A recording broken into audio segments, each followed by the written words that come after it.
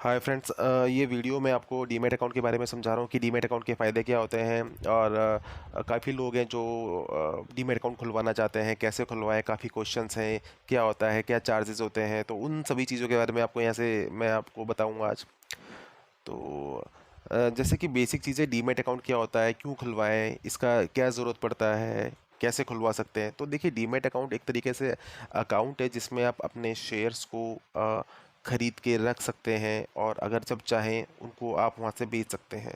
तो बेसिक चीज़, जैसे आप बैंक अकाउंट में पैसे रख सकते हैं और जब चाहे निकाल सकते हैं, डिपॉजिट करा सकते हैं, ऐसे ही डीमैट में जब चाहे आप शेयर खरीद के डाल सकते हैं और आप बेच सकते हैं। अच्छा, अब ये कैसे करें, इसके लिए आपको एक ज़रूरत होती है ब्रोकर की।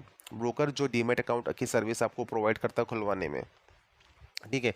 हमारे इंडिया में दो तरह की डिपॉजिटरीज है जो डीमैट अकाउंट ऑफर करती है, जिनको डिपॉजिटरीज बोला जाता है। वो है CDSL और NSDL। और जो ब्रोकर है उसको बोला जाता है डिपॉजिटरी पार्टिसिपेंट, DP। तो ब्रोकर आपको हेल्प करता है डीमैट अकाउंट खुलवाने में, एंड ब्रोकर आपको ट्रेडिंग अकाउंट की सुविधा भी देता है, जिसके थ्रू आप पैसा उसमें रख के उस पैसे से जब चाहे शेयर खरीद सकते हैं, और जब आप शेयर बेचेंगे तो वापस वो ट्रेडिंग अकाउंट में आता है। अब उस ट्रेडिंग अकाउंट से भी पैसा आप वापस अपने बैंक अकाउंट में डाल सकते हैं, जो कि आपका पर बैंक अकाउंट लिंक रहता है। अब जैसे कि मैंने बताया कि डीमैट अकाउंट में और क्या क्या चीज़ कर सकते हैं शेयर्स के अलावा। तो देखिए, शेयर्स खरीदने और बेचने के अलावा आप उसमें बॉन्ड्स बाय कर सकते हैं।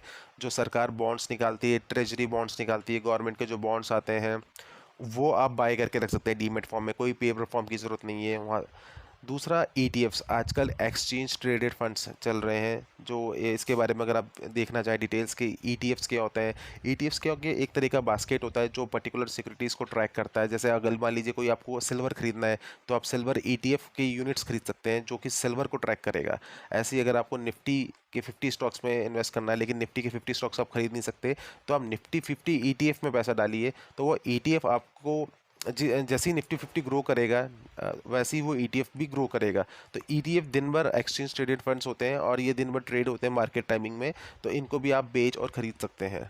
अब आते हैं म्यूचुअल फंड। म्यूचुअल फंड जैसे आपने सुना ही होगा, जो आपने म्यूचुअल फंड कईयों ने किए भी होंगे, कि आप म्यूचुअल फंड की SIP करते हैं या म्यूचुअल फंड में लमसम पैसे डालते हैं, और वो भी पूल ऑफ मनी होता है जो कि इन्वेस्टर से लिया जाता है। और पर्टिकुलर म्यूचुअल फंड का जो भी आपने लिया है, जैसे ब्लू चिप लिया है या कोई डेट फंड लिया है, तो उसका एक ऑब्जेक्टिव होता है कि वो उस पर्टिकुलर सिक्योरिटीज़ में या उस पर्टिकुलर मार्केट में पैसा लगाएगा और वहाँ पे इन्वेस्ट करेगा, और उसके बदले में आपको एक NAV देगा। तो वो म्यूचुअल फंड्स भी पहले जो पेपर फॉर्म में साइन करके भरे जाते थे, जिनका डॉक्यूमेंटेशन आपको रखना पड़ता था, अब वो आप डायरेक्ट डीमैट अकाउंट में परचेज कर सकते हैं।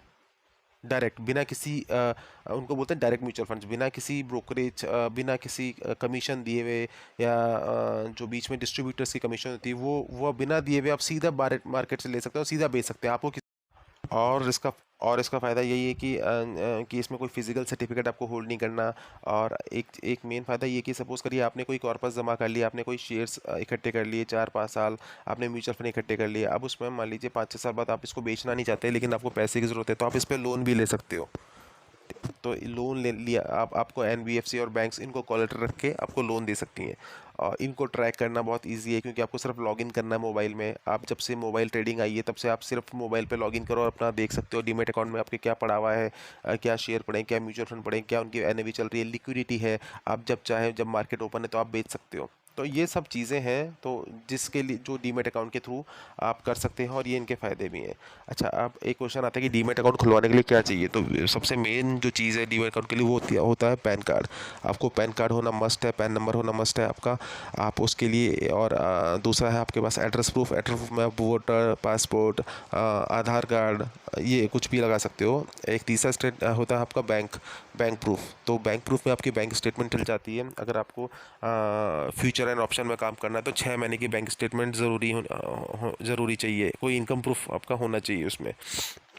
उसके लिए बाकी आप वोटर कार्ड, पासपोर्ट, इनसे भी खुलवा सकते हो।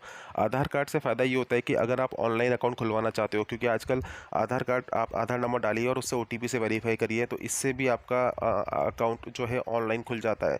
अगर आधार कार्ड आपका मोबाइल नंबर से लिंक नहीं है, तो फिर अकाउंट ओपन होने में दिक्कत आएगी, क्योंकि वो आधार कार्ड डालने का जो OTP आएगा वो आपके मोबाइल नंबर पर आएगा ही नहीं। तो बेटर है कि अगर आपका आधार कार्ड और मोबाइल नंबर लिंक है तो आप आराम से ऑनलाइन अकाउंट खुलवा सकते हो। तो ये एक मेन मस्ट चीज़ों में पैन कार्ड आता है, और ऑनलाइन अकाउंट खुलवाना है तो आधार कार्ड भी आता है। बाकी ब्रोकर बहुत सारे हैं, आप कोई सा भी ब्रोकर देख सकते हो, आप गूगल से लिस्ट निकाल सकते हो।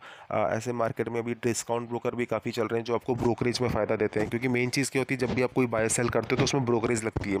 जो इनिशियल आदमी जो बाय सेल करता है उसमें वो उसको ब्रोकरेज और जो बाकी की जो चार्जेस होते हैं, जैसे उसमें गवर्नमेंट के चार्जेस आ जाते हैं, एक्सचेंज के चार्जेस आ जाते हैं, जीएसटी आ जाता है, एसटीडी आता है, वो तो कॉमन ही है। लेकिन ब्रोकरेज एक ऐसी चीज़ होती है जो आपको बाइंग और सेलिंग पे लगती है। तो ऐसे काफ़ी डिस्काउंट ब्रोकर है जो बहुत कम ब्रोकरेज ले रहे हैं इंट्राडे पे।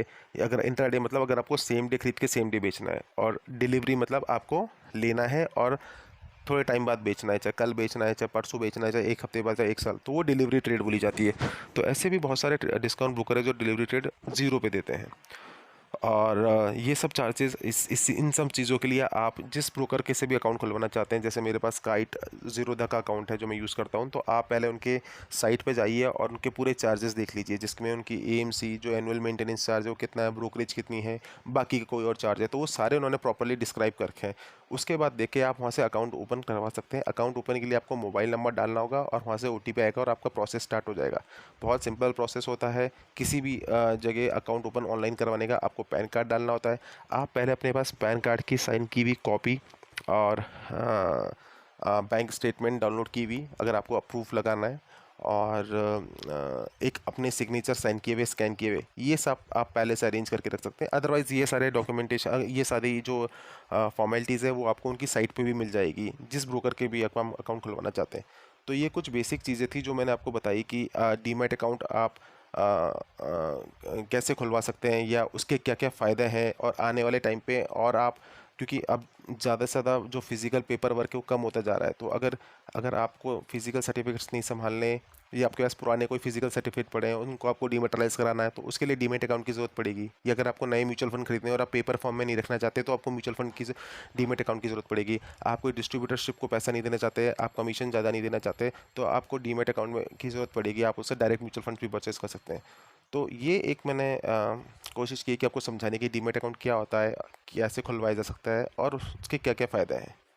वीडियो पसंद आए तो लाइक करें और सब्सक्राइब करें।